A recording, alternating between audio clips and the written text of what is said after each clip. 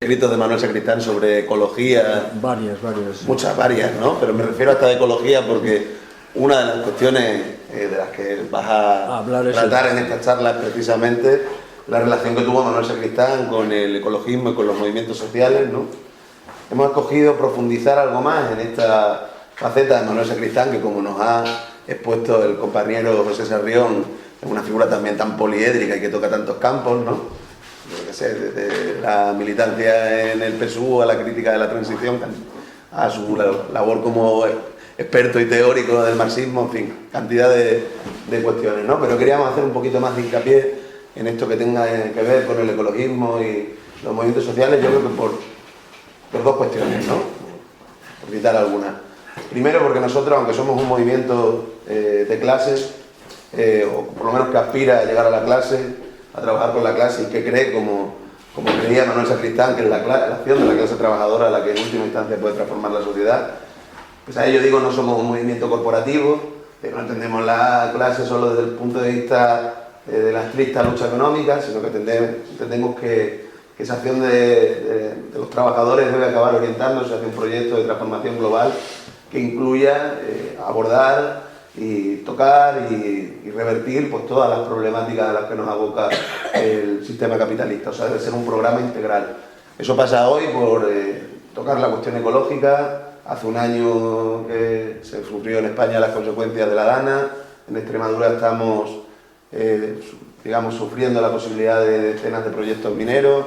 Compañeros nuestros como Yuyi pues se dedican con mucho conocimiento, ¿no? Y con mucha erudición y con mucha pasión al mismo tiempo a resaltar pues, todas las problemáticas ecológicas tan graves que atraviesan esta tierra, pero Extremadura, pero que atraviesan también el mundo entero, ¿no? Y además yo creo que el ecologismo hoy también debe tener una particular importancia porque en su momento se vinculó mucho al movimiento por la paz. Creo que son dos cuestiones que van de la mano, ¿no? El ecopacitismo que planteaba P. Thompson, por ejemplo, la lucha contra las nucleares era una lucha contra las centrales nucleares, pero también una lucha contra la posibilidad de la destrucción de la humanidad mediante el armamento atómico, y en unos tiempos de rearme, ¿sí? De los que poco se habla, pero en los que nosotros tenemos que intervenir y ponerlo como una cuestión central, pues también el ecologismo es una cuestión importante. Además de todo ello, Extremadura la verdad es que ha sido una tierra, no sé, sí, de vanguardia, pero vamos, muy potente en cuanto a lucha en defensa del territorio. Miguel viene de Zafra, que es una población donde hubo una batalla muy importante en el año 2007, 2008, ¿no? En torno a la lucha contra el proyecto de la refinería de Tierra de Barro. Y bueno, la verdad es que pues, tenemos con nosotros una persona, en fin, experta, muy sabia, también que se mantiene firme en posiciones transformadoras y de lucha. Y un placer. Y antes de acabar, deciros también que, bueno, supongo que la mayoría lo sabéis, pero hay algunas caras nuevas que creo que no han venido a ningún acto, ¿no? Esto es el Centro Social 25 de Marzo, es un centro que lo gestionamos tanto desde la Asociación 25 de Marzo como desde el Sindicato 25 de Marzo, pero además de ello es un espacio abierto, ¿sabes? A cualquiera que quiera hacer cuestiones relacionadas con movimientos sociales, luchas laborales, cuestiones vecinales, desde luego también un espacio para la cultura, para el pensamiento crítico, en fin, que estáis invitados también a participar en este centro social y en sus actividades. Y que allí tenemos una hoja para apuntarse, no sé si estaréis esas caras nuevas que decía, pero tenemos una hoja para apuntarse y entrar en un grupo de difusión en el que, en fin, se va a informar de todas las actividades que se desarrollen en este espacio, que, insisto, está abierto a cualquiera que quiera hacer algo en un sentido mínimamente crítico. Y nada, muchísimas gracias y os dejo conmigo.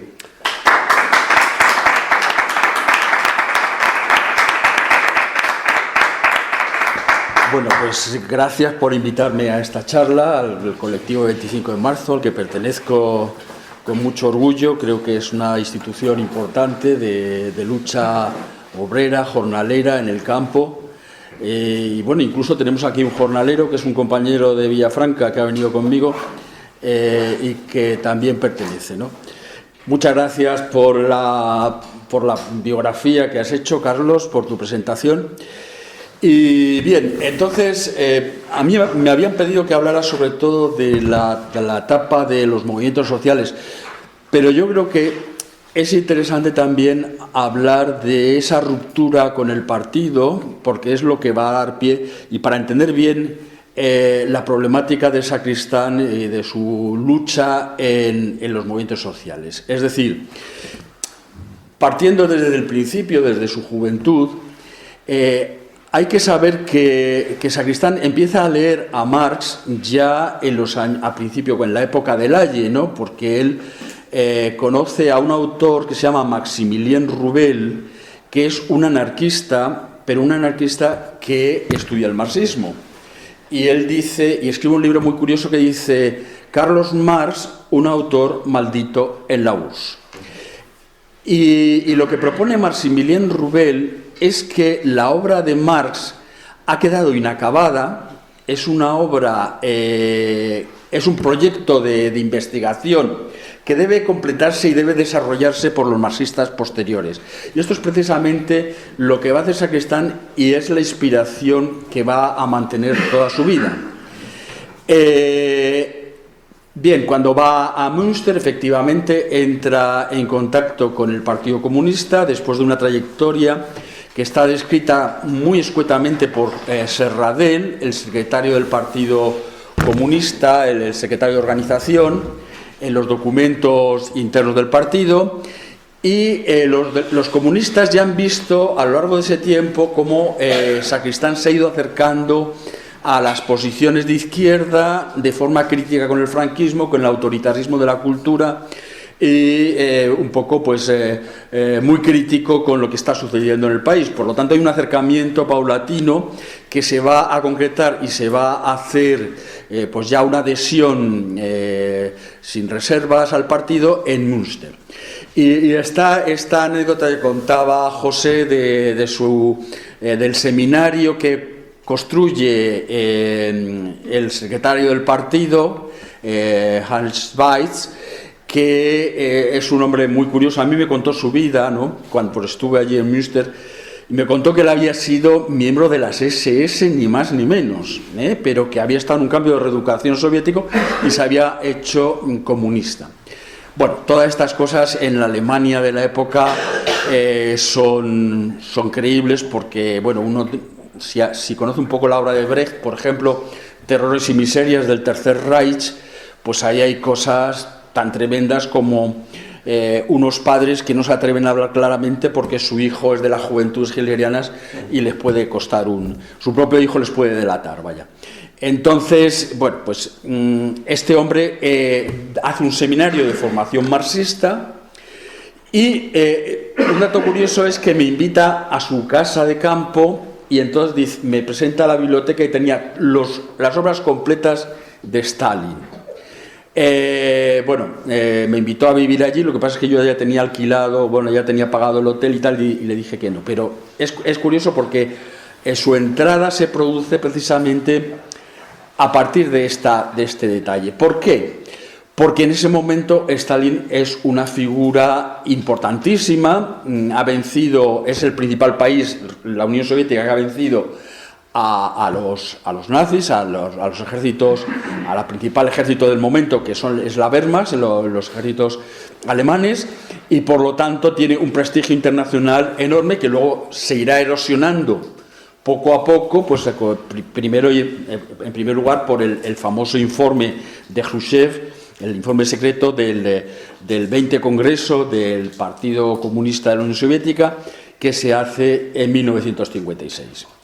Y es interesante saber que Sacristán entra precisamente en este año, en el 56, porque ese informe, que probablemente es muy exagerado, que ha sido muy criticado posteriormente por algunos autores, historiadores, como por ejemplo Los Zurdo y otros, pero ese informe despierta una cierta expectativa entre los comunistas. Por ejemplo, Togliatti, que es el secretario del Partido Comunista Italiano, el secretario general, que está vinculado a la Internacional desde mucho tiempo antes, considera que es una oportunidad para recuperar la democracia obrera que se ha ido perdiendo en el combate comunista en contra de los nazis, en contra del fascismo, ¿no? Entonces, esta recuperación de la democracia obrera, que supone que los cuadros son elegibles y revocables, que las asambleas tienen el control de los elementos responsables, de la responsabilidad, etc. Es un elemento importante de la nueva época que va a entrar. Y esta idea, en mi opinión, es la que va a seguir Manolo Sacristán. ¿Por qué creo que es así? Pero, en primer lugar, porque él se ha definido como un filósofo de la práctica, como ha señalado también José.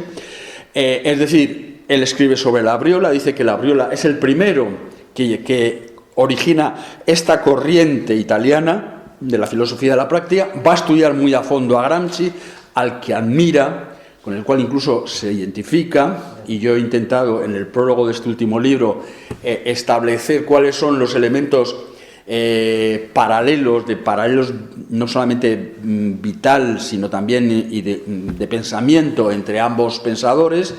Luego va a seguir a Togliatti y al Partido Comunista Italiano, como ha dicho José, su mujer Giulia Dinolfi, la napolitana comunista que viene a vivir a Barcelona con un gran sacrificio. Hay que pensar que Giulia tiene los mismos rasgos morales que un sacristán que es capaz de sacrificar, como ha dicho nuestro compañero, su carrera universitaria por participar en la lucha obrera, por participar en la lucha por la emancipación. Pues también Giulia, que en Italia tiene una posición universitaria, que es un cuadro del Partido Comunista Italiano, que es el vencedor de la guerra, que consigue gran apoyo popular y tal, viene a vivir a Barcelona bajo el fascismo para estar también con su compañero Sacristán en la misma lucha contra el fascismo, y además que ha influido enormemente en Sacristán, en el sentido que ha puesto, digamos, el centro de su pensamiento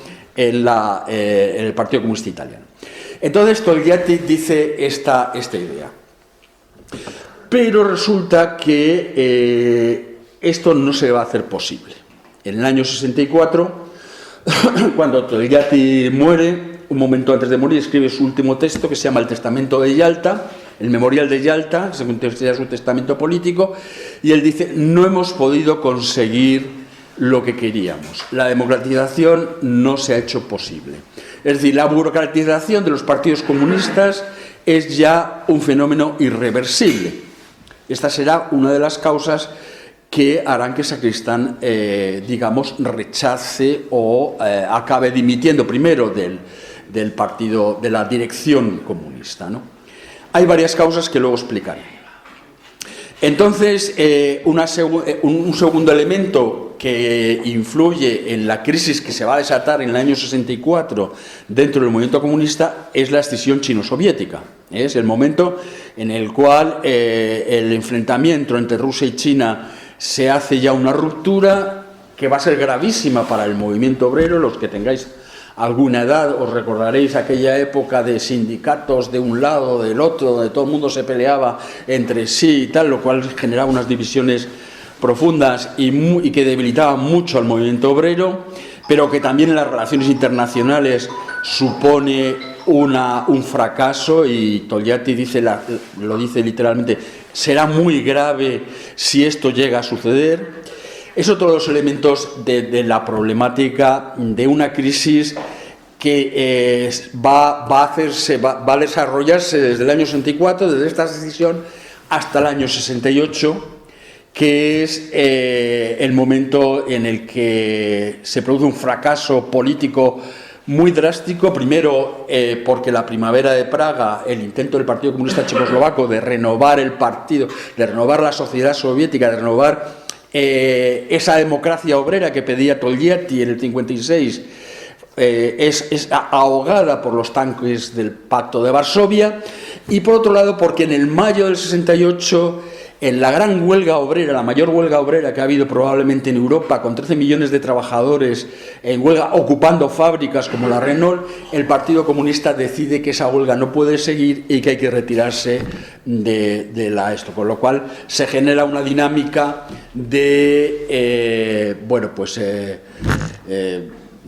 derechización de la sociedad francesa, porque cada vez que hay un fracaso de las movilizaciones del pueblo, luego viene una derechización, en España también lo tenemos claro, el fracaso del 15M, del 15 de mayo, de la movilización en las plazas, ha acabado produciendo o generando una dinámica derechista que nos trae una victoria cada vez más amplia de los movimientos de extrema derecha. Bueno, algo parecido sucede en Francia, se acaba la Cuarta República, viene la Quinta República y triunfa Pompidou. Entonces, estos dos fenómenos, Sacristán los llamará el doble aldabonazo del 68, es decir, la certificación de que la crisis del movimiento comunista se ha hecho muy profunda. Como digo, esto había sido ya previsto por Togliatti 4 años antes. Con lo cual, perdona que te refute, José, el marxismo sí que sirve para pronosticar y para predecir el futuro. Y tú has dicho un caso que es el tema de la universidad, pero hay más. Hay más elementos. Por ejemplo, la crisis capitalista está perfectamente explicada en el capital, en el descenso de la tasa de ganancia, ¿no? Que es un fenómeno cíclico que, por ejemplo, Ernst Mandel ha estudiado en su Capitalismo tardío y en los ciclos de las ondas largas del capitalismo, ¿no? De las ondas largas del sistema, del modo de producción capitalista. Bien, entonces es verdad que Sacristán en los años 80 ha señalado que el marxismo había fracasado en la construcción de la Unión Soviética como un nuevo modo de producción. Pero a lo largo de todos sus textos podemos ver una continua crítica, tanto de la organización partidista como de las ideas fundamentales y de las relaciones internacionales, que apuntan al intento de regenerar, es decir, es la línea de Togliatti, la línea de la filosofía, de intentar que se regenere o se reconstruya el movimiento comunista. Lo que pasa es que el fracaso es tan rotundo y Sacristán ha previsto incluso el hundimiento de la Unión Soviética, quizás no con estas mismas palabras, pero sí en la intuición de que todo estaba muy mal organizado. Y entonces ese fracaso del movimiento comunista, cuando descubre los problemas ecológicos, se hace lo que él llama una crisis de civilización. La crisis del movimiento comunista se transforma en una crisis de la civilización capitalista, porque no ha sido capaz de sustituir las relaciones de producción capitalista que construyen fuerzas destructivas, y entonces, al no sustituir esas relaciones de producción, genera una crisis mucho más profunda, mucho más aguda, que hoy ya tenemos muy claro, ¿no?, que es el problema de la destrucción de la biosfera, en definitiva, de la destrucción del medio ambiente, pero no solamente del medio ambiente, también de la biosfera. Estamos en la 6ª gran extinción de especies vivas, la estamos provocando los seres humanos.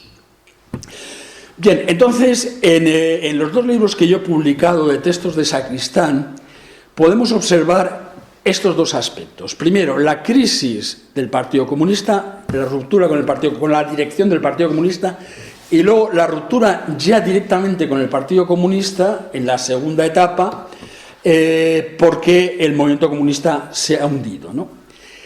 Y las causas que están en los textos de Sacristán sobre esta primera ruptura con la dirección, yo diría que son 4. En primer lugar, Sacristán se siente incapaz de organizar consistentemente el sector de intelectuales. Es decir, él es el encargado de la célula de intelectuales, del sector de intelectual, es un hombre con mucha influencia entre los intelectuales catalanes, en la universidad también, reconstruye el movimiento estudiantil, pero sobre todo a raíz de la crisis que se produce en el Partido Comunista del año 64, que es la crisis de Claudine, o sea, la crisis de Claudine es el equivalente en el Partido Comunista y en el SUC, en España, de la crisis que se produce en la Unión Soviética con la sustitución de Khrushchev por Brezhnev y la ruptura chino-soviética. Y entonces los intelectuales catalanes no ven claro que se tenga que expulsar a Claudine, y hay una serie de problemas internos organizativos muy importantes que están reflejados en los textos que os he señalado, de los textos del partido, y Sacristán en un principio considera que es una incapacidad suya como organizador. Luego se da cuenta de que hay un problema de dirección, y esto vendrá un poco más adelante. En segundo lugar, hay otra cuestión importante, que es que él considera que puede rendir más como intelectual estudiando el marxismo que como organizador. Y entonces dice, bueno, me voy a dedicar a tareas, ya que he fracasado como organizador del movimiento, me voy a dedicar a tareas intelectuales, a tareas de elaboración, y va a hacer todo ese trabajo de elaboración del marxismo, de crítica de las fuentes, de la crítica de los clásicos, que es una base fundamental para que nosotros entendamos el marxismo actual, la actualización del marxismo que necesitamos para orientar la práctica revolucionaria de manera científica, de manera consistente y racional.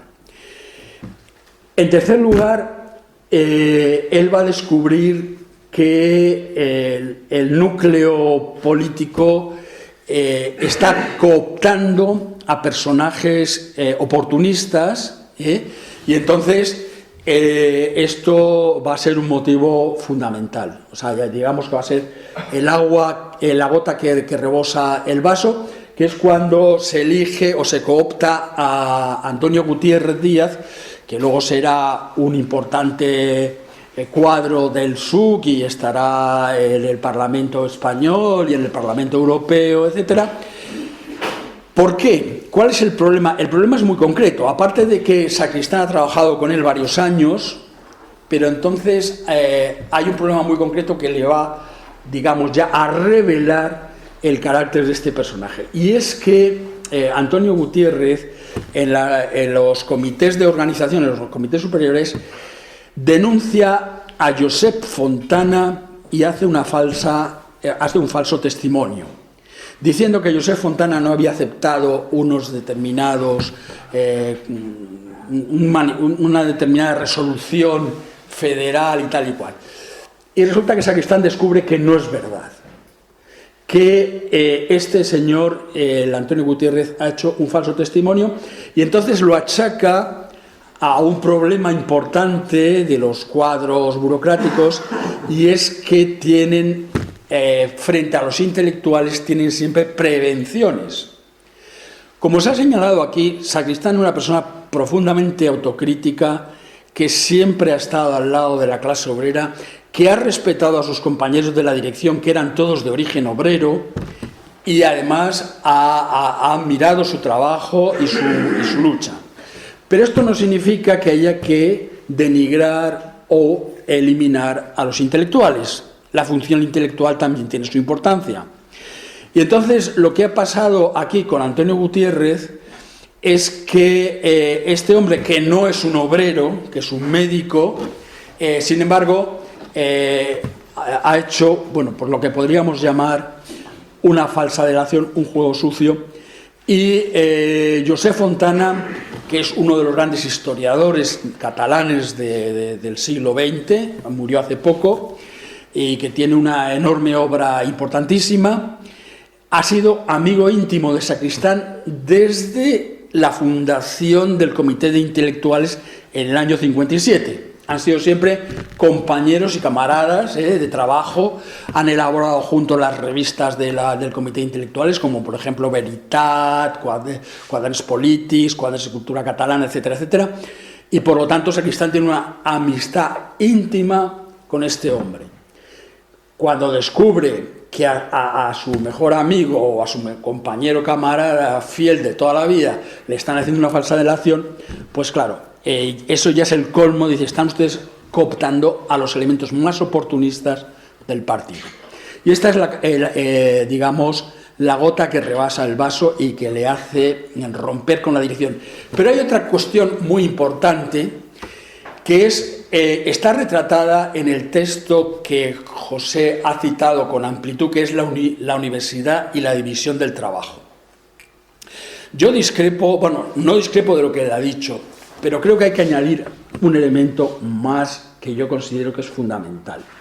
Y es que Sacristán hace un análisis marxista de las relaciones de producción del capitalismo tardío, voy a utilizar una expresión de Mandel, o del capitalismo maduro, como me decía una amiga comunista. No, es que el capitalismo no es tardío, es maduro, o sea, y en cierto modo tiene razón, ¿no? O sea, si vemos las circunstancias actuales, ¿no? Digamos que el Mandel, que es un trotskista, pues esta gente siempre tiende a ser un poquito optimista, ¿no? Y un poquito radical. Entonces, digamos que hay una observación muy importante, y es que Sacristán dice: la división social del trabajo, la división de clases, no va a desaparecer inmediatamente, va a continuar. Y esto Sacristán lo dice porque se ha dado cuenta, leyendo por ejemplo a Pannekoek, el marxista holandés de los consejos obreros, que la burocracia soviética ha hecho el mismo papel que la burguesía inglesa, es decir, el papel de acumulación del capital sobre la base de la explotación del trabajo. Entonces dice, las clases no han desaparecido. Aunque, como el concepto de clases en el marxismo necesita definiciones mucho más precisas, porque se utiliza de forma muy ambigua, el propio Sacristán en algún momento dice, esa clase que es la burguesía, o lo que se le quiera llamar, ¿no? O sea, que realmente él era muy cuidadoso con el problema científico, con el problema de las definiciones, era un lógico, y por lo tanto entendía que muchas veces los conceptos se utilizan de una forma, bueno, pues muy popular, ¿no? Digamos, o sea, de una forma imprecisa en nuestras formas de hablar y de relacionarnos y de entender la realidad social. Bien, por lo tanto, ¿cuál es la solución que él da a este problema, al hecho de que no vayan a desaparecer las clases sociales? Y esto nos pone directamente en relación con lo que está pasando en nuestros días.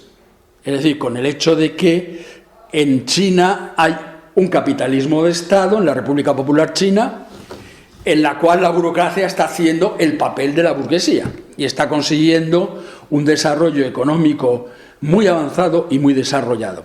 Si leemos el Manifiesto Comunista, ahí Marx y Engels nos muestran cómo el desarrollo de las fuerzas productivas va cambiando las relaciones de producción capitalistas conforme va avanzando y desarrollándose la historia. Bueno, pues podemos ver cómo ahora los actuales desarrollos de las fuerzas productivas ha generado una nueva relación de producción, que son el capitalismo de Estado chino, que ya ha alcanzado la hegemonía económica mundial, aunque están contestados por la OTAN y por la presión militar y todo esto, y no sabemos lo que puede pasar cualquier cosa, como los propios Marx y Engels decían en el Manifiesto Comunista, puede dar origen al socialismo o puede dar origen a la destrucción de las clases en lucha. Y esto puede pasar, entre otras cosas, porque estamos al borde de una guerra nuclear. Entonces, este es un elemento clave del marxismo de Sacristán también, que es el marxismo de Marx, y no es el marxismo del estalinismo. Es decir, que la historia no está determinada, puede pasar cualquier cosa. Y esto lo dicen directamente Marx y Engels, y esto es uno de los aspectos del anti-hegelianismo de Marx y Engels, cuando dicen que Hegel es un metafísico, un aborto metafísico, ¿no?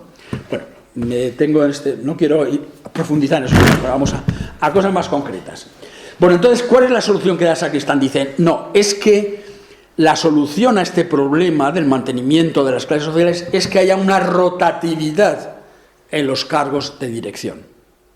Es decir, que no se mantengan constantemente los mismos responsables, sino que haya la posibilidad de que los propios obreros, aparte de que puedan controlar y decidir sobre la producción, sean también factibles de ocupar los cargos de dirección de manera rotativa.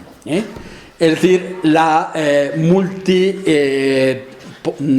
posibilidad de que se hagan muchos trabajos diferentes dentro del capitalismo. Bueno, el caso es que, bueno, esto es una observación que si por un lado podemos decir, bueno, es que estamos en un nuevo capitalismo de Estado, sin embargo podemos decir también que no cumple los requisitos que hubiera puesto Sacristán para reconocerlo como un sistema, digamos, progresista de avance hacia el socialismo, porque no hay esta rotatividad o esa posibilidad de cambiar el puesto de trabajo dentro del capitalismo chino, por lo menos tal y como nos lo cuentan y tal y como parece. Bien, estas son las causas de su ruptura con el partido, pero él sigue militando y luego ya viene la profundización del problema del movimiento comunista, y él también explica o da las razones por las cuales, en su opinión, se ha hundido el movimiento comunista. Y él da también 4 razones. La primera razón es que el proletariado en las sociedades industriales se ha vuelto una aristocracia obrera, algo que aparece ya en Lenin, es una idea leninista. Una aristocracia obrera significa que los obreros de los países del centro capitalista viven o se aprovechan de la explotación de la periferia capitalista para obtener rentas superiores y un modo de vida, como aquí se llama, la calidad de vida.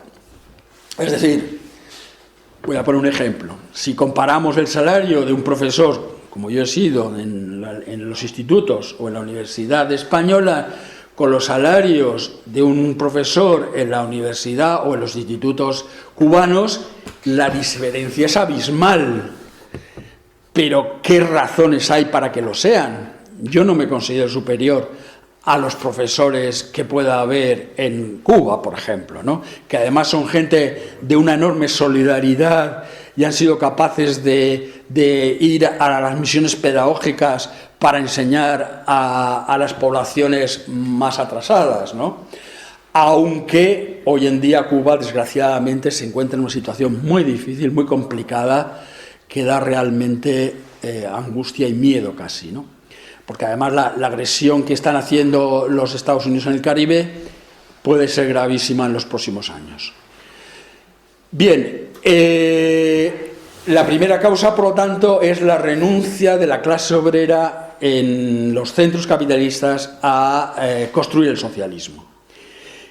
En segundo lugar, Sacristán reconoce que la opresión del movimiento obrero, la sangría enorme de cuadros que ha habido durante la represión fascista ha sido enorme en toda Europa, y esto es un hándicap que todavía no hemos superado, que está ahí, y que hace que, bueno, pues, hayamos perdido una enorme cantidad de fuerza política en Europa. En tercer lugar, Sacristán señala los errores que se han cometido por parte de los dirigentes obreros, errores burocráticos, pero bueno, probablemente también pues un descenso del análisis social. Yo creo que estos errores quizás se pueden visualizar más claramente con el caso de Claudín, como he dicho, ¿no? Porque, por ejemplo, las tesis de Claudín, que son rechazadas por Sacristán, por Carrillo, Sacristán ahí hace un juego ambiguo porque quiere salvar al movimiento, al comité de intelectuales, aunque el comité de intelectuales está a favor de Claudín. Incluso se llega a hacer un pequeño trabajo fraccional que Sacristán consigue tapar, etcétera. Bueno, problemas internos del partido. Pero ahí se ve cómo las tesis de Claudín son las que va a utilizar luego Carrillo en la transición. Es decir, Carrillo se rodea de gente fiel y prefiere eliminar a un personaje que le pueda hacer sombra porque, bueno, pues por cuestiones de poder. Definitivamente luego Carrillo va a ser el superjefe, ¿no?, que todo el mundo va a decir Sibuana, y se va a cargar el propio Partido Comunista en su momento, ¿no?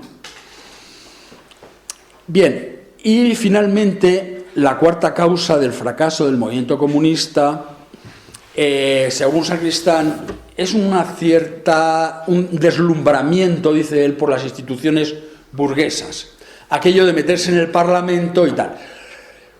Para mí, el hecho de que la dirección del partido esté en las instituciones del Estado no es una línea comunista, no es una línea leninista, es una línea socialdemócrata. Es decir, el Partido Comunista ha vuelto a la socialdemocracia de antes, que la socialdemocracia en el siglo XIX fue importantísima, fue una movilización fundamental y hay que respetarlo porque era el movimiento obrero de la época. Lo que pasa es que en el 14 renuncian a su programa y apoyan la guerra mundial hundiendo al movimiento obrero. Entonces, cuando decimos socialdemócrata, estamos pensando en esa traición, ¿no? De todas formas, Carrillo sigue, perdón las confusiones, Sacristán ahora considera que el Partido Socialista no deja de ser un partido obrero y que hay que estar al lado de la clase obrera y, por lo tanto, hay que tener también en cuenta al Partido Socialista, que es la principal fuerza obrera del país, sin duda alguna. Pero detrás de ese deslumbramiento hay otro elemento también muy importante, considero yo, que Sacristán no llega a establecerlo, no porque no lo haya intuido, sino porque él es muy precavido desde el punto de vista teórico. Y todo lo que no está bien fundamentado prefiere no decirlo. Pero hoy que estamos en el siglo XXI y después de todo lo que ha pasado, podemos decir que este elemento, este deslumbramiento, tiene que ver con una revolución tecnológica que se ha producido en el capitalismo en el siglo XX, que es la informática, que es la computación, de la que todos ahora dependemos, que es una herramienta importantísima en nuestro trabajo, no solamente en el trabajo intelectual cuando uno escribe un libro, también en la administración, donde está todo en los archivos del cerebro electrónico. Incluso estamos nosotros en las grandes computaciones de la policía, ¿no? Todos estamos ahí metidos en los archivos de los cerebros electrónicos que nos controlan, sino también en las fábricas, con la automatización de la producción, donde los robots están haciendo cada vez más el trabajo físico, ¿no?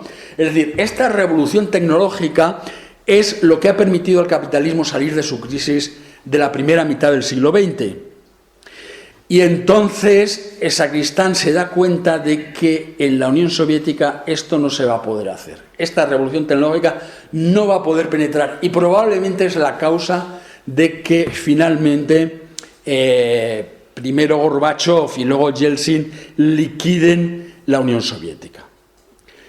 Por una incapacidad, por una necesidad de renovar toda la infraestructura de la producción sobre la base de la tecnología informática. ¿Y por qué no es posible? Porque tienen una concepción de la dialéctica dogmática, donde la negación de la negación es la afirmación, una dialéctica negativa, cuanto peor mejor, etcétera, que les impide entender la lógica formal. Pero es que Sacristán ha estudiado lógica formal. Y es que la lógica formal es la base teórica de toda la informática. Bueno, todo esto para entenderlo hay que saber un poquito de lógica, ¿no? Pero lo voy a explicar en dos palabras, como lo hacían mis alumnos. La estructura lógica del lenguaje, basada en las conjunciones, las conjunciones que unen dos oraciones, es la misma estructura de los circuitos eléctricos. Es decir, los circuitos eléctricos pueden ser en paralelo o en serie. Pues el circuito en serie, cuando los interruptores están, o las bombillas están una al lado de la otra, es la conjunción I. Y en los circuitos en paralelo es la conjunción O, que son las dos conjunciones básicas de la formalización lógica. Bueno, esto dicho a bote de pronto, no lo voy a explicar más porque sería meternos ya en Honduras, pero para que os hagáis una idea. Entonces, la imposibilidad de entender esa negación, esa estructura hipotético-deductiva de las ciencias fundadas en la refutación de las teorías sobre la base de los hechos, que en definitiva es la aplicación del modus tollens, es decir, de un proceso lógico, es lo que va a hacer, o va a ser un hándicap, un obstáculo importante para el desarrollo de la cultura soviética y de la economía soviética en aquellos años. Bien, todas estas críticas están perfectamente expuestas en los textos de Sacristán, y Sacristán lo dice colateralmente en sus trabajos, pero no llega a establecerlo. Bueno, entonces viene el descubrimiento, como ha dicho también José, del problema ecológico. Y cuando descubre el problema ecológico, primero en el año 72, que viene el informe del Club de Roma, pero luego hay un hecho muy importante. Y el hecho muy importante es que el Partido Comunista Italiano, que es un partido muy fuerte y con mucha entidad teórica, se lee también ese informe, el informe Meadows sobre los límites del crecimiento, y saca las consecuencias. Y entonces, en el año 75, cuando estalla una crisis económica, cuando se desarrolla una crisis económica del capitalismo y una inflación bastante fuerte, el Partido Comunista Italiano saca la problemática a discusión pública, y el secretario general propone una línea de intervención que se llama la política de la austeridad. La política de la austeridad dice: la clase obrera se va a atar el cinturón porque la situación económica lo requiere, siempre y cuando el sistema sea capaz de cambiarse y adquiera más poder económico. Porque hay una cosa muy importante, José, que tienes que tener en cuenta, que dice Gramsci: la democracia es una cuestión económica, no política. Para el movimiento obrero la democracia es una cuestión económica, es decir, la capacidad de los trabajadores para tomar decisiones sobre la producción, sobre lo que se debe producir. Ese poder político es el que exige el Partido Comunista Italiano, el que exige Berlinguer al sistema económico, para que los trabajadores se aprieten el cinturón y pueda hacerse una política de austeridad. Es decir, una austeridad para los ricos, no una austeridad para los pobres como nos están proponiendo ahora, porque son los ricos los principales contaminadores, los principales destructores del medio ambiente. Esto es lo que tenemos que tener en cuenta cuando hagamos ecologismo. Y son las guerras, por supuesto, son las guerras que promueve el capital para mantener la hegemonía y el sistema jerárquico en el que se basan las relaciones de producción capitalistas. Y es lo que estamos viendo. Ante la crisis económica, ante el desarrollo de la República Popular China como potencia hegemónica y de todo el bloque asiático, la respuesta del imperialismo ha sido incrementar la tensión bélica a nivel mundial hasta puntos realmente peligrosos para la humanidad. Esta es la cuestión fundamental que Sacristán también va a ir señalando a lo largo de su última época, porque él vincula también el movimiento pacifista, que recordar que en aquellos años se hace la lucha contra la OTAN, por un referéndum, después de que nos han metido ahí por la puerta de atrás un gobierno cuestionado como el de Calvo Sotelo, que rápidamente perderá, y luego el PSOE no es capaz de cambiar la situación, etcétera. La movilización enorme que hay en este país sobre el referéndum de la OTAN, que algunos sospecharon incluso que había sido manipulado, ¿no? Lo cual la democracia española famosa pues tampoco es una virgen impoluta, ¿no? Tiene muchos problemas, no solamente de tipo ideológico, sino incluso a lo mejor, bueno, no quiero extenderme sobre ese problema. Bueno, el caso es que la guerra, la producción de armamento es un elemento fundamental del problema ecologista. Porque, como han dicho Marx y Engels ya en la ideología alemana, y esto lo descubre también Sacristán, las fuerzas productivas en el capitalismo son también fuerzas destructivas. Y esto es claramente lo que aparece en nuestros días y en la producción de armamento y en las guerras que promueve continuamente el capitalismo para sostenerse como capitalismo liberal, con una hegemonía del capital financiero y una organización jerárquica de las relaciones de producción. Bien, entonces el problema ecológico le plantea una cuestión importante al marxismo, porque el marxismo, y esto Sacristán lo va a defender hasta el último día de su vida, descubre las leyes fundamentales de la historia, que son el desarrollo de las fuerzas productivas a través de los modos de producción. Y antes me he referido a ello, el Manifiesto Comunista, por ejemplo, lo describen de una manera muy bella y muy concisa y muy clara, ¿no? Cómo las relaciones de producción van cambiando según crecen las fuerzas productivas y cómo ese proceso ha seguido en nuestros días y nos ha traído la República Popular China. Entonces, esto lo va a defender Sacristán siempre. Lo que pasa es que no ha visto lo que nosotros ya vemos, que es que ese capitalismo de Estado es mucho más eficiente para las fuerzas productivas desarrolladas en nuestros días que el capitalismo liberal, que ha vuelto a entrar en una crisis muy profunda. Porque los años de dominio del neoliberalismo, que van desde 1980 hasta la crisis del 2008, han sido años de una profunda destrucción del medio ambiente. Esa globalización que ha hecho posible el mantenimiento del capitalismo durante los años que he citado, ¿no? desde Reagan y Thatcher hasta la crisis, donde además el crecimiento de China juega un papel fundamental. Es decir, si la economía capitalista había mantenido tasas de crecimiento importantes, era porque se estaba desarrollando China. Ahora también la India, por ejemplo, se está desarrollando con mucha fuerza. Entonces, ese capitalismo globalizado, sin embargo, ha sido también el comienzo de una destrucción enorme de la biosfera, que si queréis podéis seguir bien en los informes Planeta Vivo que hace World Wildlife Fund, la ONG WWF, que es la que tiene el osito panda, y donde nos muestra cómo la extinción de especies vivas es cada vez más importante y más fuerte, ¿no? Estamos en un nivel de biodiversidad comparado con el año 1970 que puede ser el 40%. Hace 2 años era el 40%, es decir, había un 60% de pérdida de vitalidad en el planeta Tierra en los últimos 50 años. Bien, pero ese capitalismo ha entrado en crisis y esa crisis está anunciada en el Capital. Lo mismo que estaba anunciada la crisis del 29, en el sentido de que la explicación de Marx es válida.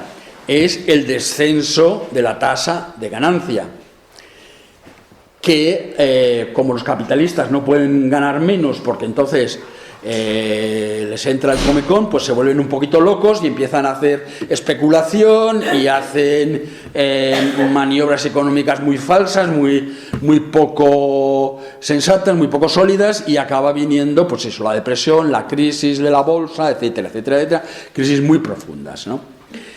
Entonces, bien, Sacristán ha visto claro que hay una ley de rendimientos decrecientes en la economía que está teorizada desde los clásicos del siglo XIX, es decir, que los rendimientos económicos son siempre menores. Y lo que hace Marx en el Capital es generalizar esta idea. Es decir, de la misma manera que, por ejemplo, para poner un ejemplo, si nosotros tenemos las tierras fértiles del valle, vamos a producir mucho, pero cuando crecemos y la población se hace más grande, tenemos que ir a la montaña y entonces ya los rendimientos agrícolas van a ser menores. Es decir, cuando aumentamos la tierra de cultivo se hace cada vez menos productiva. De la misma manera le pasa al capital, que, por ejemplo, una nueva tecnología genera mucha productividad y genera muchos beneficios, pero cuando se generaliza pasa a ser mucho menos rentable. Entonces es cuando los capitalistas buscan beneficios por donde sea y se dedican a la especulación. ¿Cuál ha sido la especulación que ha traído la crisis capitalista reciente? Pues ha sido el urbanismo, ha sido el capital inmobiliario, ha sido la construcción. Todavía hay millones de viviendas por ahí vacías, ¿no? Y luego están a la gente echándole de las casas. O sea, es la demencia y el desorden del sistema capitalista profundo, que es lo que exige que, aparte de la destrucción del medio ambiente, que se añade, ¿no? Pero Sacristán no ha hecho esa generalización. O sea, y ya digo que él en mi opinión, es por prudencia, ¿no? O sea, él ve los rendimientos decrecientes, pero no afirma la ley que está en el tercer volumen del Capital, es de que ya la escribe Engels, del descenso de la tasa, la tendencia decreciente de la tasa de ganancia. Está perfectamente explicada en el Capital y no me voy a extender en ello. Pero sí que ha visto una cosa importante, y es que esa ley de los rendimientos decrecientes está relacionada con una ley física que es la ley de la entropía, una ley de la termodinámica. Y esta ley de la termodinámica, que es la entropía, es fundamental para explicar los problemas ecológicos del capitalismo, porque el capitalismo es un sistema profundamente entrópico. ¿Qué significa esto? Significa que es un sistema económico que genera desorden. La entropía es un factor del crecimiento del desorden. Es también un factor del rendimiento energético cada vez menor de la energía potencial, que va disminuyendo paulatinamente. Es también una ley que habla de la inversa de la información, es decir, que la información se va perdiendo en cada una de las explicaciones o de las comunicaciones que hacemos. Y esto está relacionado con la ley de rendimientos decrecientes, y va a ser un científico, un economista rumano que trabaja en Chicago, Gheorghiu Roetgen, el que va a introducir este factor de la entropía en la explicación económica. Entonces, esto es muy importante recogerlo, y Sacristán va a recoger esta idea de Roetgen, de Gheorghiu Roetgen, de la importancia de la entropía, y lo relaciona con los rendimientos decrecientes. Yo creo que hoy en día podemos decir que también está relacionada con la crisis capitalista, en el sentido de que la explotación de la fuerza de trabajo o de la tierra tiene límites que el capitalismo ha superado con creces. Aunque, evidentemente, el crecimiento chino, con todos los defectos que tiene y que debemos criticar, está poniendo también un poco una renovación del modo de producción capitalista, en el sentido de capitalismo de Estado, que puede ser el origen de una evolución socialista en el futuro, en el sentido de que ese capitalismo de Estado ya está previsto por Marx y Engels. Cuando, por ejemplo, Engels habla de que el crecimiento, la estatalización de la economía en el anti-Düring, o que también está previsto por Lenin cuando dice que lo que tenemos que hacer es nacionalizar los monopolios, estatalizar los monopolios, para mantener el desarrollo económico. Entonces, está ahí, hay una tradición de elaboración marxista que se pierde con el estalinismo, que claramente apunta en esta dirección. El marxismo no ha fracasado, ni mucho menos, y la crisis económica del capital demuestra que Marx tenía razón.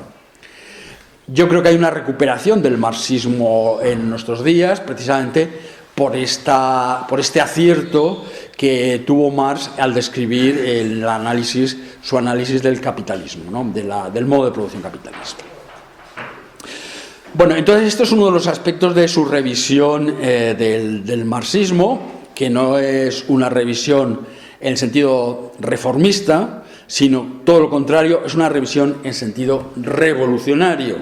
Es decir, cuando Sacristán se dirige a los movimientos sociales es porque se da cuenta de que, como he dicho, el movimiento obrero ya no es revolucionario y hay que buscar aquellos elementos sociales en los cuales se sigue manteniendo el fuego de la revolución, de la transformación revolucionaria del modo de producción. Y entonces él va hacia esos sujetos que mantienen la crítica anticapitalista.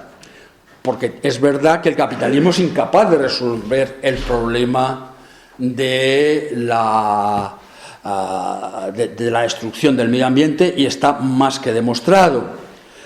Si estamos un poco atentos a las noticias que nos llegan de China, vemos cómo en China se está desarrollando todas las energías alternativas, etcétera, de una manera bastante consistente. Ya tienen un 40% de energías alternativas. Bueno, sacan noticias muy sorprendentes y que pueden resultar esperanzadoras, pero que no son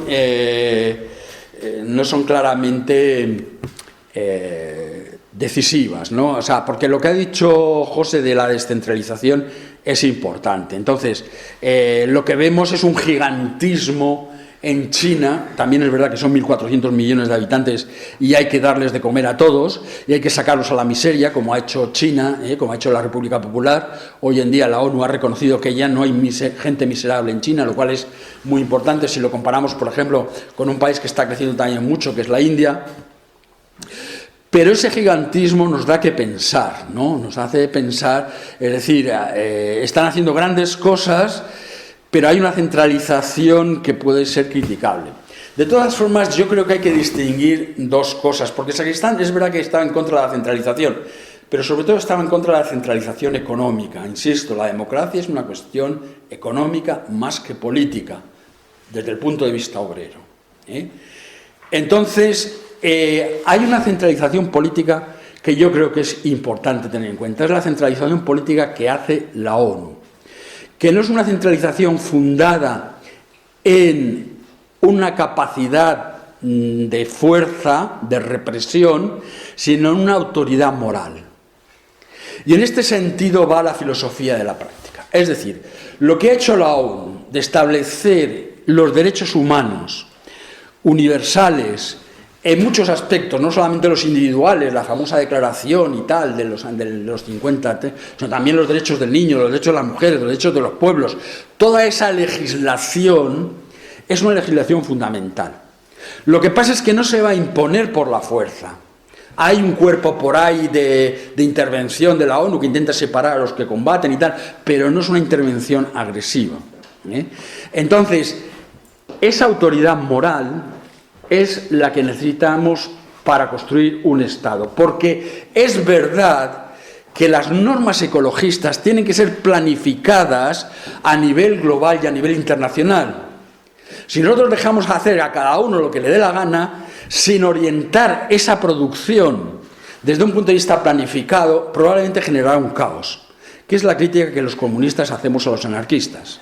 Eso puede conducir al caos. Entonces, hay que planificar, y esa planificación tiene que hacerlo instancias centrales, pero no instancias centrales represivas, sino instancias centrales que tienen una autoridad moral. Y ese es el sentido de la filosofía de la práctica. Esto es lo que Gramsci llama el Estado ético. El Estado ético significa que no divorciamos la ética y la política como hace Maquiavelo, como hace Hobbes al principio de la Edad Moderna, poniendo las bases de la ciencia política moderna, donde todo vale con tal de sostener el poder y con tal de conquistar y sostener el poder. Esto es lo que dice Maquiavelo en definitiva. Esto incluso Gramsci en algún momento compara el Partido Comunista con el Príncipe moderno, ¿no? Pero al lado de eso, Gramsci tiene sus contradicciones, porque escribe también de una manera muy fragmentaria en la cárcel, en esas condiciones terribles en las cuales este pensador tuvo que vivir, ¿no? Enfermo en la cárcel, le dan un despachito para que escriba sus cosas, le pasan los libros clandestinamente, tiene que pasar sus cuadernos también de forma clandestina, a ver si los guardias no se enteran o no se quieren enterar, etc. Este Gramsci nos habla precisamente del Estado ético. Es decir, reconociendo que la planificación es imprescindible, lo que la clase obrera exige son orientaciones en la producción, pero rechaza completamente la represión que el Estado ejerce sobre la clase obrera, sobre los pueblos, sobre las naciones, para organizar la producción de forma jerárquica. Y este es el gran problema, y esto es lo que Sacristán quería disolver con su proyecto de una división social del trabajo que no se base en la jerarquía, sino que permita la rotación en los cargos de dirección. Y este es un elemento básico de lo que yo considero que debe ser la organización de unas relaciones de producción revolucionarias para el futuro. Bien, entonces, ya digo, Sacristán introduce estos elementos, también descubre la problemática ecológica a partir de Harish, como ha dicho José, porque él ha seguido toda su vida. Bueno, hay una cosa que me he saltado, que es muy importante, y es la formación alemana de Sacristán. Aunque él ha sido un filósofo de la práctica, su formación fundamental es alemana, y lo podemos ver en sus textos, su conocimiento de la literatura alemana, su inclinación kantiana, su conocimiento de Hegel y la crítica que le hace, en fin, su formación fundamentalmente, y esto es lo que aporta, digamos, a la filosofía de la práctica. De todas formas, la filosofía de la práctica bebe de Hegel directamente, porque Gramsci, por ejemplo, es un lector de Benedetto Croce, que sabe importar el hegelianismo en Italia, etc. O sea, que hay allí una serie de elementos que son también de similitud o de sintonía. Pero la formación alemana de Sacristán es muy fuerte. Entonces, él sigue toda la vida la revista de la República Democrática Alemana, que se llama Deutsche Zeitschrift für Philosophie, y ahí es donde conoce a Harish, que es uno de los fundadores de esa revista y que ha escrito toda su vida, y que además tuvo problemas con la República Democrática y pasó unos años en la cárcel, acusado de hacer un grupo contrarrevolucionario, en fin, esas historias del autoritarismo stalinista. Pero que sin embargo sigue siendo un comunista a pesar de todo eso, y que descubre la problemática ecológica y que, es el que empieza a empujar. También Rudolf Barrow, por ejemplo, que es otro ecologista de la República Democrática. Estos llegan a decir incluso que la Unión Soviética es mucho mejor que el capitalismo, porque al no desarrollar las fuerzas productivas está manteniéndolas en un nivel sostenible de la economía terrestre. Entonces, son mucho más ecológicos la Unión Soviética que los capitalistas, ¿no? Esto es una idea de Harish, precisamente. Pero claro, Sacristán no puede admitir el autoritarismo que se ha producido en la era Stalin. Ya os he dicho que él entra con la línea Togliatti, que saluda el informe de Khrushchev como la posibilidad de democratizar el movimiento obrero. Las instituciones, mejor dicho, del movimiento obrero, ¿no? El partido, los soviets, los sindicatos, etc., ¿no? Esta es un poco la línea que Sacristán ha defendido siempre, y entonces su volcarse en los movimientos sociales es la intención de reconstruir ese sujeto revolucionario que tiene que transformar las relaciones de producción capitalistas en camino hacia el socialismo. Yo creo que mientras que en la Unión Soviética la ideología stalinista decía, nosotros ya hemos llegado al socialismo, ya hemos llegado al comunismo, llegó a decir Brezhnev y tal, cuando estaban en un sistema totalmente burocratizado y jerarquizado, pues claro, es una ideología, una falsedad completa, ¿no? Y Sacristán descubre eso de una manera muy clara en su análisis de la invasión de Checoslovaquia en el año 68, ¿no? Entonces estos son elementos muy importantes que hay que tener en cuenta. Y entonces yo diría que hoy en día, sabiendo que el marxismo acierta en sus análisis del capitalismo y de las situaciones nuevas en las que estamos llegando, yo creo, esto ya es una cuestión a discutir, pero a mí me parece que el final del imperialismo occidental es fundamental. A nosotros nos cuesta verlo porque somos europeos, porque nuestro país es un país imperialista que ha hecho la colonización americana y que ha destruido culturas y ha producido genocidios. Y entonces eso está en nuestros memes, digamos, ¿no? Y yo creo que eso se ve incluso en cosas de la República, ¿no? Yo creo que uno de los defectos de la República precisamente fue, de la segunda me refiero, no haber dado la independencia al RIF, porque de la independencia al RIF disuelves el ejército colonial y ya no tienes el problema del Franco y sus compañeros, ¿no? O sea, es una cosa, todo el ejército que se rebela contra la República son los africanistas fundamentalmente. El 80% del ejército republicano se mantiene fiel a la República. Lo que pasa es que los otros son unos bestias que ya han cometido crímenes horribles en el norte de África y no les importa cometerlos también con la población española y con los propios militares. ¿Cuántos militares fueron asesinados por sus compañeros de armas, por decirlo de alguna manera, ¿no?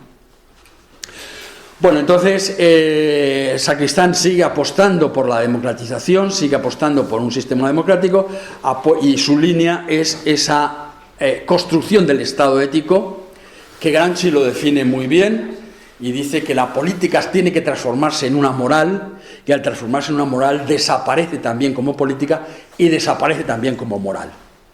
Y yo esto creo que lo podemos visualizar perfectamente con esa autoridad moral que tiene para nuestros días la ONU, aunque muchas veces es utilizada de forma demagógica, por ejemplo, cuando se asalta a un país como Libia o se ataca a un país como Siria o como Irán en nombre de los derechos humanos, cuando lo que se hace es violar y destruir los derechos humanos en esas poblaciones, se utiliza de forma ideológica por parte del imperio. Pero nosotros no tenemos que caer en esa ideología, tenemos que darnos cuenta de cuál es la realidad, ¿no? Pues me parece a mí. Y entonces, esa autoridad moral que tienen los derechos humanos, que incluso los criminales tienen que utilizar como coartada para hacer sus crímenes, es importante y fundamental. Y yo veo en ese sentido la posibilidad de construir un Estado que sea ético, que no deje de ser un instituto de investigación que pueda orientar científicamente la acción de la clase obrera para reconstruir la vida en el planeta Tierra, que hoy está profundamente deteriorada, y esto es una de las tareas fundamentales del socialismo, decía Sacristán, y entonces, bueno, pues es por ahí por donde veo yo la solución a los problemas. Y ya me callo.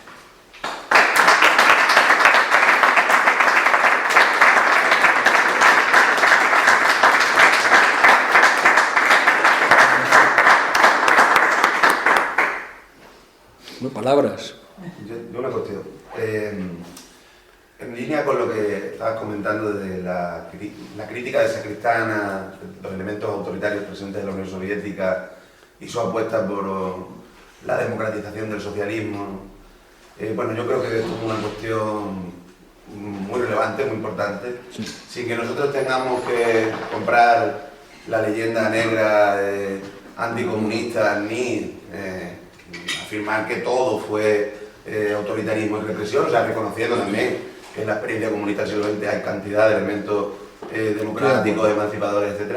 Pero sí es cierto que también existe un problema con la cuestión de las libertades, del autoritarismo, de la burocracia, que yo creo que tiene un peso además muy relevante en la propia caída del socialismo, ¿no? En la medida que esa casta burocrática que acumula poder, etcétera, pues acaba estando interesada en la propia liquidación de aquello, ¿no? Entonces se me venía a la cabeza la obra de Rosa Luxemburgo sobre la Revolución Rusa, ¿no? Pues donde, en fin, plantea una crítica camaraderil a los bolcheviques, que yo creo que tiene como centro cuestionar que determinadas libertades, la presencia de parlamentos, la libertad de expresión, etcétera, sean libertades burguesas, cuestiones menores, cuestiones despreciables, etcétera, ¿no? Me parece muy interesante lo que planteabas de que para Sacristán uno de los elementos por los que se podría ir renovando en un sentido democrático el socialismo era la rotación de cargos, etcétera. Podría ser también el considerar que en una sociedad socialista, en línea de la construcción del socialismo, eso que a veces se ha mal llamado, yo creo, como libertades burguesas, ¿no? Se puede no solo mantener, sino incluso consolidar de una forma más... Y entiendo que las revoluciones hacen frente también a contrarrevoluciones, hacen frente también al imperialismo, tienen derecho a defenderse, pero mira, hasta qué punto el gobierno obrero le tiene que decir a los obreros lo que pueden leer o lo que pueden escuchar o lo que pueden decir, la propia cuestión del pluripartidismo, sí o no, en fin, me lo quería abrir. Bueno, vamos a un turno de palabras y luego te contesto. Sí, yo creo que a los dos, pero más que como conocedores del marxismo, por lo que me habéis demostrado. A ver, dos preguntas. Cuando habláis de democracia, desde el movimiento, no sé, desde la perspectiva marxista, se habla de democracia representativa, ¿no? Democracia obrera, no representativa. Perdón, te he interrumpido. Perdón. Claro, eso es lo que quería preguntar, ¿qué clase de democracia? Eso, ya está, luego lo explico. Eso. Y luego, que el movimiento, todo este movimiento migratorio, esto está considerado una clase nueva, que tiene fuerza revolucionaria, el movimiento migratorio, la migración, todo esto. Sí, es claro. Está dentro del marxismo, ¿cómo se le considera? Vale. ¿Una nueva clase? Muy bien, yo luego te contesto. ¿Hay alguien, hay más palabras? Bueno, sí. ¿Querías preguntar? Respondéis mejor por un momento. Bueno. Bueno, pues entonces dos cuestiones. Le voy a responder primero. A ver, en primer lugar se trata de la democracia obrera. La democracia obrera se basa en las asambleas de base, en los soviets, los consejos obreros, donde los representantes son elegibles y revocables en todo momento. Es decir, la democracia obrera está perfectamente representada en la Comuna de París. Es ahí donde Marx y Engels descubren que hay una forma de organización política diferente y alternativa propia del proletariado que se confronta con la organización burguesa liberal de las relaciones políticas o de las relaciones de producción también, claro. Entonces, esa democracia es como te digo, es decir, los representantes son elegidos en asambleas, con mano alzada o no, eso ya es lo de menos, y esos representantes son revocables en todo momento, siempre que no realicen la función para la cual se han elegido. Esta es una clave, porque eso es lo que impide que la burocracia se mantenga como algo constante y permanente que domina el sistema político. Y la segunda pregunta, a ver, ¿qué es el proletariado? Si nosotros nos vamos a la historia de la formación del proletariado, es siempre lo mismo. Son campesinos arrancados de las tierras.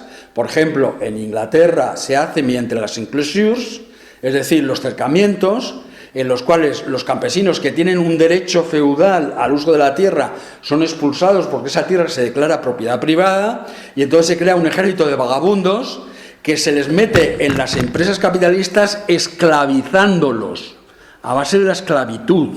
Y aquí en España pasa algo parecido, mucho liberalismo, qué buenos son los que majos son los liberales, pero los liberales hacen unas leyes que se llaman, que son las,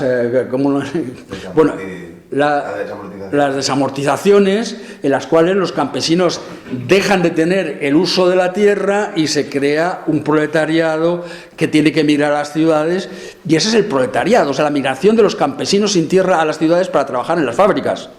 Y en España también se acaba esclavizando a los republicanos para hacer grandes obras públicas en la primera fase del franquismo. Esto es importante, el franquismo tiene dos fases diferentes.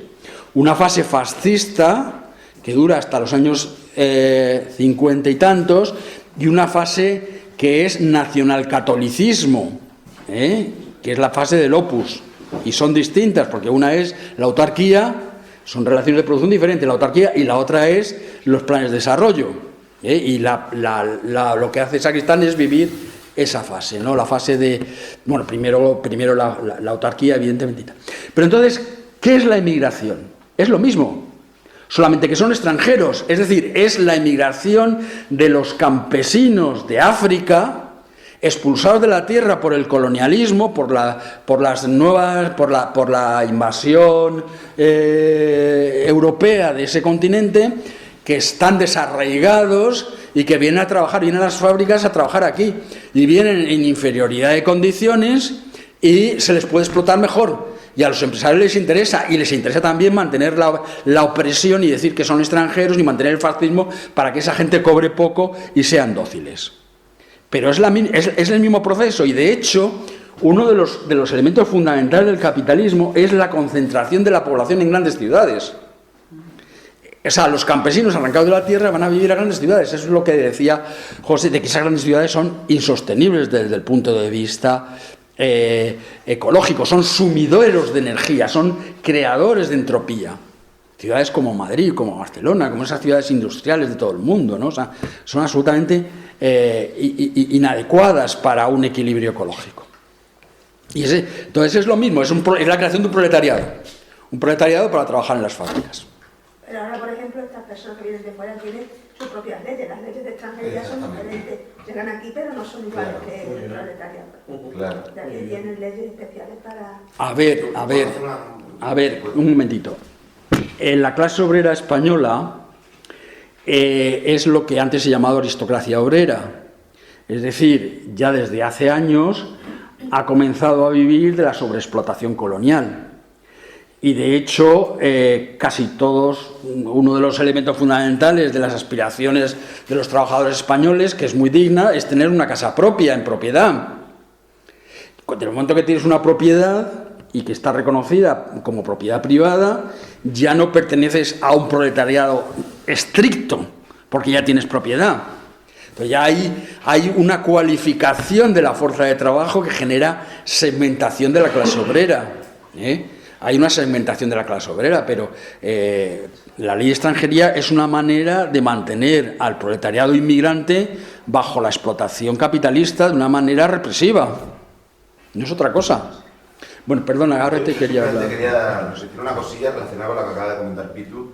O sea, coincido contigo en que los trabajadores migrantes forman parte de la clase obrera, ¿no? Proletariado, pero el proletariado más puro. También creo que tenemos que tener cuenta, dar cuenta y tenerlo en cuenta para nuestro análisis, para nuestra intervención, que la clase obrera también es diversa y dentro de la misma se pueden apreciar, en fin, diferentes problemáticas también. La cuestión de la comentado Pitu es central. Estos trabajadores, al no ser reconocidos como ciudadanos, ¿no?, de plenos derechos, sobre todo cuando les faltan papeles, se convierten en ejércitos de reserva, mano de obra susceptible de ser esclavizada. Claro, y ese problema especial de esos inmigrantes, de esos trabajadores inmigrantes, tenemos que dar cuenta, ¿no? Y tiene que tenerse en cuenta en nuestras intervenciones políticas, ¿no? Nosotros tampoco vivimos en una comunidad, hay inmigración, evidentemente, cada vez más, pero bueno, en otros sitios muchísimo más, ¿no? En un Madrid, en un Barcelona, etcétera.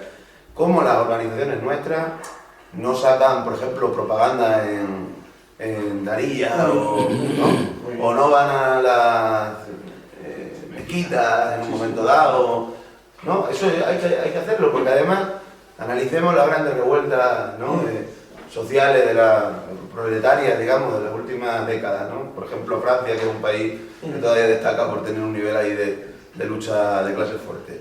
Primero, hay una desconexión entre las luchas, por un lado luchas como la de los chalecos amarillos, luchas que vienen más del movimiento sindical clásico, y luego la lucha de la Banlieue, ¿no? De la Banlieue, de los trabajadores fundamentalmente inmigrantes, eso no se termina de conectar, ¿no? Y luego una rabia social de la hostia, que estalla de una forma a veces un poco alocada, caótica, dispersa, sin objetivo, y yo creo que muy poquita, algo de intervención habrá, ¿no? Habrá gente que se lo esté currando. Yo hace poco que estaba en Portugal, vi como en Lisboa tenían, por un barrio que era así, un barrio obrero, digamos, tenían propaganda, me llamó la atención, en una organización comunista, joder, ¿cómo se llama el idioma de en urdo, ¿no? ¿Sabes? Y joder, digo, pues esto es un buen trabajo aquí. Bueno, para responder a tu pregunta, ya he hecho una pequeña introducción con el tema de la Comuna de París, como alternativa a la democracia burguesa. Y, por lo tanto, los bolcheviques se atienen a esta idea que Marx y Engels recogen. Por ejemplo, en el prólogo, el primer prólogo que hace Marx al Manifiesto Comunista, él reconoce que en el Manifiesto Comunista su concepción del Estado es la conquista del Estado burgués por el proletariado mediante la mayoría social. Pero cuando ve lo de la Comuna de París dice, no, pero es que hay otra alternativa. Entonces, a lo mejor en este sentido el manifiesto está superado, ¿no?, por la propia dinámica de la lucha de clases. Y los bolcheviques están en esa línea. Ahora bien, esto cambia con el fascismo, cambia en la segunda mitad del siglo XX, cuando Stalin y la Comintern habla del Frente Popular, ¿no?, como táctica de lucha, y entonces, por ejemplo, Stalin dice, no, pero es que los que tenéis que defender la democracia frente al fascismo son los partidos, son los comunistas. Entonces, ha cambiado de nuevo esa perspectiva. O sea, ya no se trata de destruir el Estado burgués, sino de defender el Estado burgués frente al fascismo. Esto es una declaración. Lo puedes leer en el libro este que he publicado ahora de Sacristán, con los textos de interiores del partido, ¿no? Por lo tanto, hay dos tácticas del movimiento obrero. Esto lo señala muy bien Sacristán, lo señala también Gramsci con la guerra de posiciones y la guerra de movimientos. Las dos tácticas son la reformista, de la clase de la UGT, de los socialdemócratas, de los sindicatos socialdemócratas, que consiste en modificar el Estado burgués, digamos, ampliando el poder de la clase obrera dentro de las instituciones establecidas. Y está la otra táctica, que más bien es anarquista, que es la destrucción del Estado burgués. Sacristán simpatiza mucho con esta línea, pero también dice una cosa muy importante, que también la dice Rosa Luxemburgo, ya que la has citado. El éxito de los bolcheviques, o la gran idea de Lenin, es combinar las dos tácticas, la reformista y la anarquista, la revolucionaria, la destrucción del Estado, y la reforma del Estado, ¿no? El éxito del leninismo, del bolchevique, ha sido como... Y entonces Sacristán dice, bueno, antes de la Comuna de París, el movimiento comunista tiene una táctica de conquista del Estado, la socialdemocracia.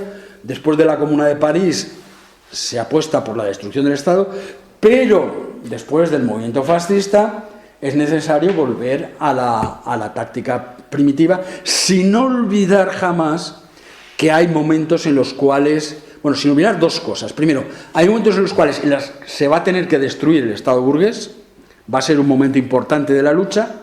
Y segundo, que para garantizar las libertades hace falta controlar las instituciones violentas del Estado.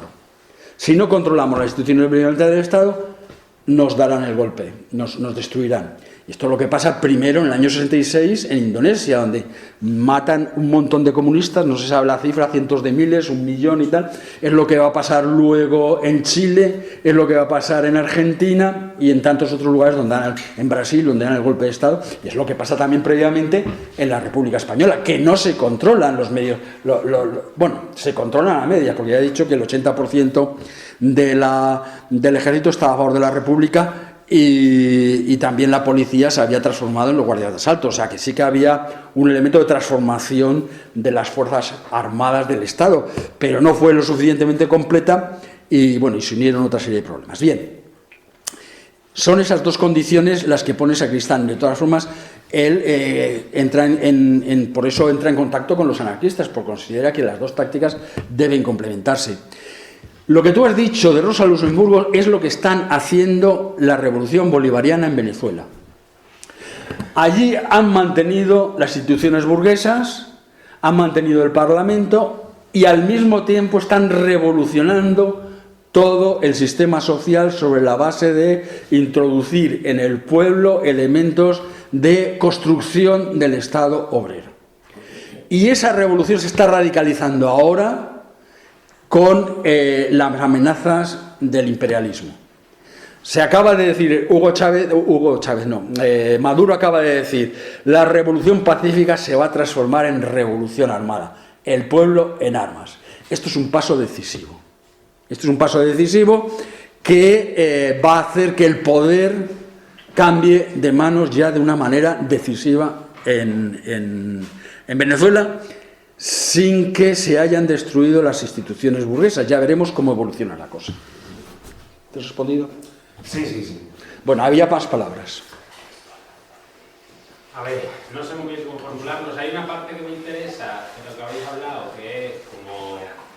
Bueno, pues esto que también le estabas contestando un poco a Carlos, ¿no? De la construcción de una táctica doble, pero que yo realmente, en nuestro contexto español, no veo. O sea, no veo que las fuerzas políticas pretendan hacer una construcción de base o construir unas masas o unas bases que se asienten en la población con un objetivo de transformación social. No lo veo.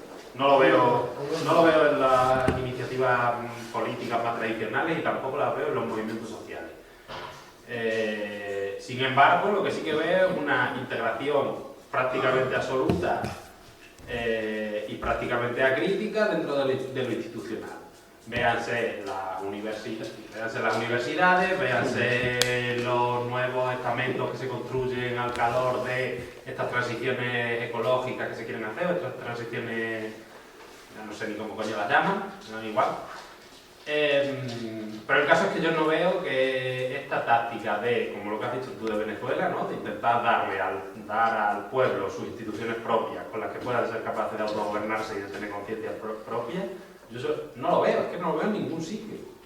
O sea, incluso las nuevas alternativas políticas que están surgiendo, de las que se puede traer lecturas interesantes, ¿no?, como son los nuevos socialistas, estos que están saliendo, así de la juventud y tal, su apuesta no es la de construir un movimiento de base, sino la de construir cabezas políticas visibles que puedan optar a concurrir a unas elecciones en las que puedan tomar parte del poder. Bueno, no creo tampoco que... Bueno, perdona, Carlos, hay otra palabra pedida ahí. No merece la pena, igual. No merece la pena, bueno, entonces contesto al compañero. Bueno, luego si quieres dices algo. No. A ver, tienes mucha razón, o sea, una de las cosas más decepcionantes del 15M es que ha desembocado en Podemos. Y esto repite un proceso que ya se dio en la transición. La enorme movilización del movimiento de los trabajadores. Fíjate que en la época de Suárez el número de huelgas, de horas perdidas en huelga fue impresionante. O sea, había huelgas todos los días, a todas horas. O sea, fue tremenda la enorme movilización que hubo en ese momento. Y sin embargo, el sistema, las instituciones liberales, no hay que olvidar esto, fueron capaces de absorber toda esa movilización a través del PSOE. Bueno, primero dando un amago de golpe de Estado que le recordó a la población española lo que había pasado con la guerra civil, que podía volver a pasar, porque el ejército seguía siendo un instrumento de la dominación permeado por elementos fascistas, el ejército, la policía, los jueces, todos sabemos que eso se ha mantenido incólume, ¿no? Entonces, ese condicionamiento es muy fuerte en la política española, de tal modo que podemos decir que la democracia española es una democracia de baja calidad, porque está condicionada continuamente por las Fuerzas Armadas, con lo cual la lucha política está muy condicionada, e incluso la única lucha militar que ha habido, que fue la de ETA en el País Vasco, bueno, y algunos pequeños ejércitos en Cataluña y en Galicia y tal, que no dieron mucha guerra, pero sobre todo ETA, pues fue liquidada y tuvieron que acabar prácticamente por rendirse, porque había un agotamiento también, ¿no?, del pueblo vasco, de la represión que sufrió el pueblo vasco en los años de plomo, ¿no?, y bueno, que no se veían posibilidades de transformación, además en un momento en el que el fascismo estaba ya empezando a asomar las orejas en toda Europa, ¿no?, y el hundimiento de la Unión Soviética, etcétera. Hubo una serie de consideraciones que llevó a ETA a firmar los pactos de paz y a acabar con lo que ellos llaman terrorismo, que era en realidad un terrorismo de Estado, porque en última instancia el tema de ETA habría mucho que hablar también, aunque ha sido una fuerza militar que ha intentado acabar con el poder militar del Estado o discutir al menos el poder de la monarquía sobre las fuerzas represivas, pero es verdad que también en algunos casos uno sospecha que ha estado manipulada, ¿no? Por ejemplo, el propio atentado contra Carrero Blanco, uno no se lo explica muy bien, la famosa Operación Ogro, si no hay un encubrimiento que probablemente viene del PNV, porque el PNV ya estuvo implicado con la CIA en la Guerra Mundial, es decir, cuando ganan los fascistas, hay elementos del PNV que participan todavía no existe la CIA, pero sí existen agencias de inteligencia norteamericanas que están interviniendo en Europa y que tienen en el PNV un apoyo, y esto lo cuenta Vázquez Montalbán en una novela que se llama Galíndez. Entonces, probablemente por ahí van los tiros. Lo que pasa es que eso, hasta que no tengamos documentos claros, simplemente son conjeturas y hipótesis, ¿no? Bien, esa lucha ha acabado. De todas formas, hay que reconocer que en el País Vasco es donde la derecha tiene menos fuerza. Bueno, la derecha española, la derecha vasca sí. También la derecha vasca está muy permeados por los jesuitas, que son una orden muy confusa. El último papa que hemos tenido progresista, bueno, el de ahora también es progresista, pero Francisco, por ejemplo, pues ha sido un jesuita y ha introducido en la Iglesia Nuevos Aires. Lo que pasa es que la Iglesia no necesita Nuevos Aires, necesita un vendaval que arrase con los establos de Gerión, ¿no? O sea, es una porquería completa. Necesita un tormentón. Pero bueno, hay ahí ese intento de equilibrio, ¿no? Por parte de los vascos, y realmente, bueno, pues también tenemos ahí un partido como Bildu que también se ha derechizado mucho. En cuanto se ha dejado la lucha armada, se ha derechizado y se ha hecho muy socialdemócrata, pero es inevitable. Es inevitable, y yo, en mi opinión, es una discusión que acabo de tener con Manolo, es porque los cuerpos, el ejército, los cuerpos armados del Estado, todo el sistema judicial, todo el aparato continúa incólume y sigue siendo profundamente represor, impidiendo cualquier tipo de avance social que ponga en duda los beneficios capitalistas. Y en los últimos años, además, pues con una serie de leyes que, bueno, afortunadamente, a pesar de que tenemos un gobierno, entre comillas, progresista, que ha intentado parar un poco la avalancha con la ministra de Trabajo, que probablemente se la quieran liquidar en las próximas elecciones, ¿no? Con Yolanda Díaz, con todos los problemas, a mí me merece sus respetos, ¿no? O sea, Yolanda Díaz es un miembro de las comisiones obreras, y comisiones obreras hace mucho que perdieron cualquier aspiración revolucionaria, pero bueno, sigue siendo un sindicato con miembros comunistas, y otros han roto con él, en fin. No se ha podido hacer otra cosa. O sea, aquí estamos muy controlados, y gracias que la extrema derecha no está en el poder hoy en día, que está en el poder en Italia, lo tenemos al lado, que es muy fuerte también en Portugal, en toda Europa. Allianz für Deutschland ha conseguido un gran éxito en las elecciones, en fin. Estamos en una situación política muy, muy complicada. Entonces, bueno, por eso digo que la única vía hacia el socialismo que podemos hoy en día contemplar, tal y como están las cosas, es la República Popular China, en la medida en que tiene un capitalismo de Estado, en la medida que tiene planificación política de la economía, que está consiguiendo grandes logros y que está introduciendo incluso elementos ecológicos en el desarrollo económico y tal. ¿Querías decir algo, Carlos? No, Sarrión tenía una pequeña intervención, ¿no? Una cosita de nada. Yo creo que ya... bueno. Cerramos con eso, pues hola. ¿Qué hora es? Y Santa. Nada, sí, pues nos echamos una cerveza. Mira. Sí. Nada, mira, es una cosita, era una cita de nada que además a Manolo yo creo que le mola. Yo con todo este debate hay una cosa importante, ¿no? Retomar la política como colectivo. A mí una cosa que yo observo y veo es que se está reduciendo la política no solo ya al cargo público, sino a la marca personal. Es decir, uno ya no es de Esquerra Republicana, es de Rufián. No soy de Izquierda Unida, soy de Garzón. O sea, ni siquiera ya eso, ¿no? Entonces son marcas electorales individuales. Tú ni siquiera eres de Sumar, eres de Yolanda. Así no se puede hacer política. Eso no es una acción política, y así no haces contrahegemonía, eso no es posible. Y ya me repito más que el ajo, ya lo he dicho, pero es que el camino es este. O sea, este proyecto, este es el trabajo, retomar una concepción colectiva de la política. Y Sacristán lo expresa con una cita, la leo y me cacho. Y dice, esto es de una entrevista muy bonita, que dice, resulta que la diferencia fundamental de la cultura obrera con la cultura de los intelectuales, que tan odiosa me resulta, es el principio de modestia. El militante obrero, el representante obrero, aunque es culto, es modesto, porque se podría decir que reconoce que existe la muerte, como la reconoce el pueblo. El pueblo sabe que uno muere. El intelectual es una especie de cretino grandilocuente que se empeña en no morirse, un topo que no se ha enterado de que uno muere e intenta ser célebre, hacerse un nombre, destacar, esas gilipolleces del intelectual que son el trasunto ideal de su pertenencia a la clase dominante. En cambio, en la cultura obrera está la modestia. Cada generación muere y luego sigue otra.